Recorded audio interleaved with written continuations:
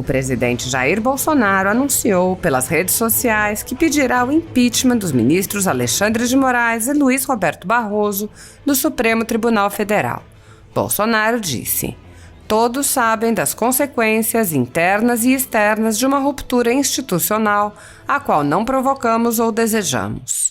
De há muito, os ministros Alexandre de Moraes e Luiz Roberto Barroso do Supremo Tribunal Federal extrapolam com os limites constitucionais. Na próxima semana, levarei ao presidente do Senado, Rodrigo Pacheco, um pedido para que instaure um processo sobre ambos, de acordo com o artigo 52 da Constituição Federal. Lembro que, por ocasião de sua sabatina no Senado, o senhor Alexandre de Moraes declarou: "Reafirmo minha independência, meu compromisso com a Constituição e minha devoção com as liberdades individuais.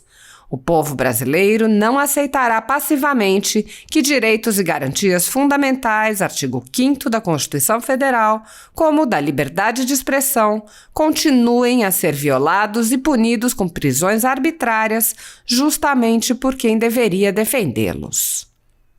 Recebi com surpresa e preocupação a notícia da prisão do ex-deputado federal Roberto Jefferson, presidente nacional do PTB.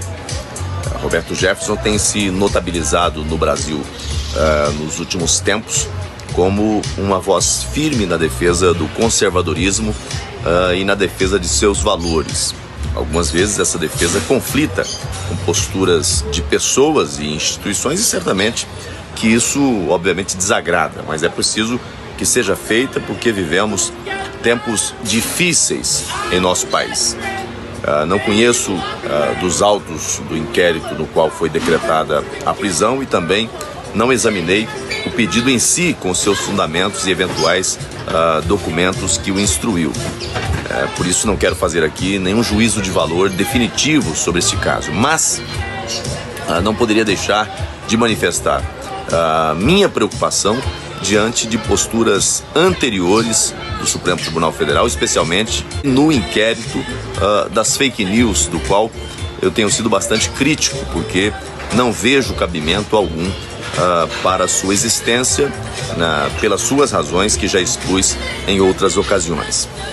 Nesse caso específico, me parece que a PGR, a Procuradoria-Geral da República, não teria sequer se manifestado, o que é ainda mais preocupante. Sobre o ex-deputado Roberto Jefferson, que tenho acompanhado dele pela imprensa nos últimos meses, fica, ao meu ver, no campo da liberdade de opinião, liberdade de expressão, seja ela política, ideológica ou filosófica. Daí a dar uma interpretação jurídica ao artigo 142 da Constituição Federal, por exemplo, obviamente que não é crime. Vamos criminalizar a opinião de que as Forças Armadas são um poder moderador? Expressar insatisfação com os poderes e instituições da República também não é crime. Por exemplo, manifestar-se em desfavor do presidente da República ou contra um parlamentar da Câmara ou do Senado Federal, tá tudo certo? Isso pode. Bom, se queremos discutir os limites da liberdade de expressão, que o façamos, obviamente, desapegados de paixões e de preferências. Preciso, portanto, se analisar com o devido cuidado e rigor se o que está sendo considerado possíveis crimes pelo líder partidário Roberto Jefferson está ou não apenas no campo do seu direito de livre manifestação do pensamento, que é uma garantia constitucional que todos devemos prezar, inclusive o próprio Supremo Tribunal Federal. Precisamos, com todas as forças, preservar as liberdades e as garantias fundamentais, sem as quais não existe um Estado democrático de direito. Olá, gente. 13 de agosto, sexta-feira. Mais uma prisão do Supremo Tribunal Federal feita pelo fígado e não pela legalidade. Ministro Alexandre, se o Supremo Tribunal Federal for colocar na cadeia toda a população que está revoltada com o trabalho de vocês, não vai ter espaço. Vocês vão ter que fazer uma lei e estabelecer que as residências, e aí vai ser quase 70% das residências brasileiras, vão se tornar a cadeia para poder prender a população que está descontente com o trabalho de vocês.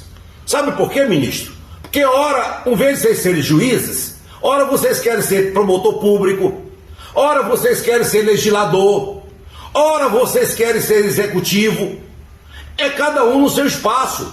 Vocês estão prendendo jornalistas, vocês estão prendendo aí presidente de partido, como o do Roberto Jefferson, prendendo deputado, tudo porque está criticando um trabalho que não está sendo correto de vocês.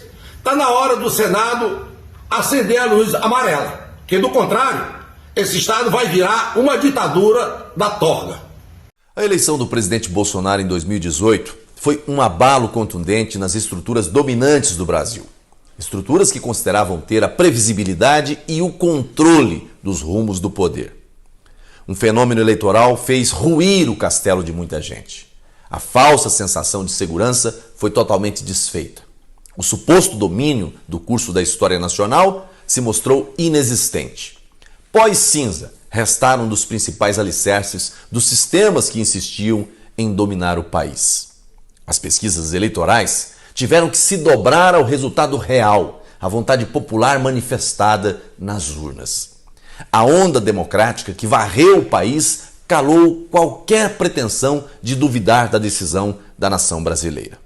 Apesar disso, o presidente eleito pelo povo brasileiro não agradou ao figurino desenhado pelas elites que têm assento nas estruturas de poder público e privado, que, como falei, consideravam ter o controle e a previsibilidade dos rumos do poder. Nisso reside um movimento absolutamente antidemocrático, que é a rejeição da vontade popular.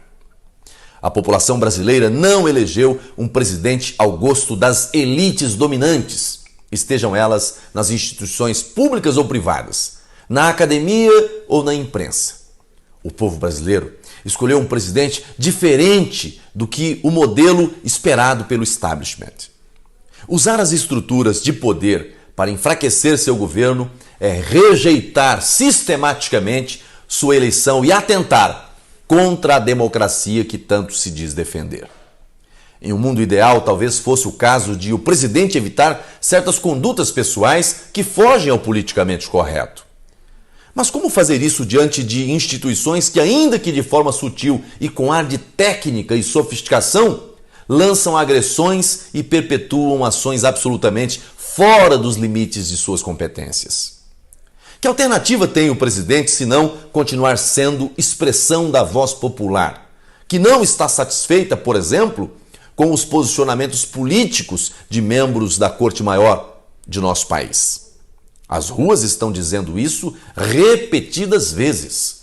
O Supremo Tribunal Federal deixa de agir dentro dos contornos da Constituição Federal quando patrocina causas políticas, fala fora dos autos, palpita, imiscui e age na prática de atos típicos e privativos do Legislativo e do Executivo. A militância política em torno de uma pauta legislativa, como é o caso do voto auditável, é um exemplo. Outro exemplo, esse de verdadeira arbitrariedade, é a abertura de inquérito por sua iniciativa única e exclusiva, sob sua direção e sem controle de objeto ou de prazo. Um inquérito natimorto, como disse o ministro Marco Aurélio, mas que continua vivo e produzindo filhotes igualmente grotescos e bizarros.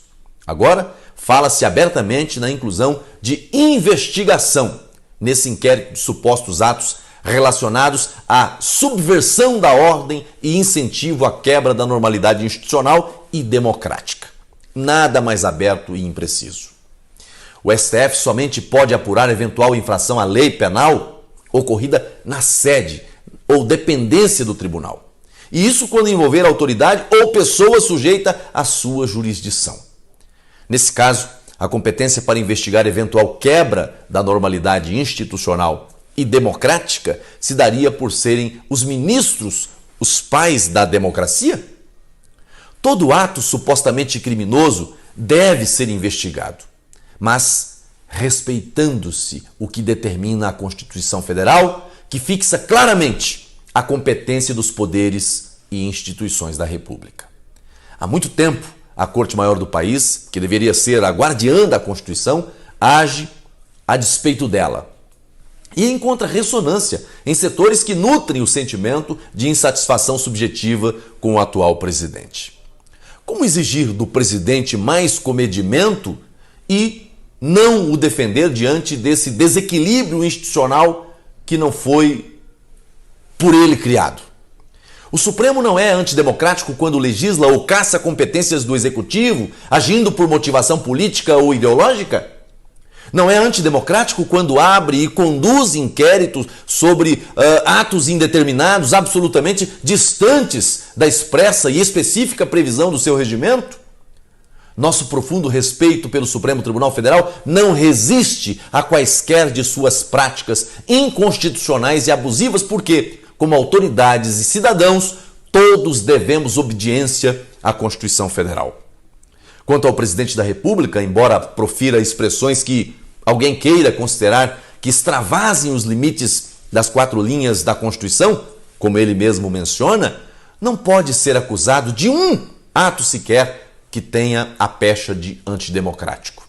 Assim, se as elites insatisfeitas com o governo Bolsonaro querem ter autoridade moral para criticar o presidente, que se manifestem também contra toda e qualquer postura que atente contra a nossa Carta Maior, não ignorando o que lhes interessa ignorar e dando ênfase ao que lhes interessa maximizar. Isso não passa de jogo de poder.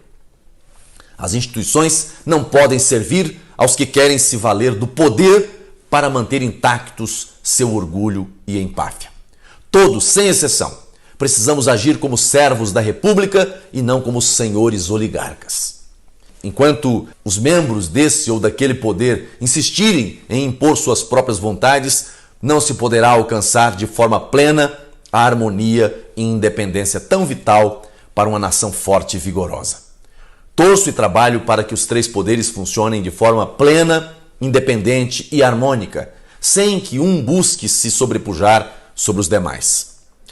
Estou certo de que é isso que o povo brasileiro espera, precisa e merece. Deus abençoe você. Deus abençoe o Brasil.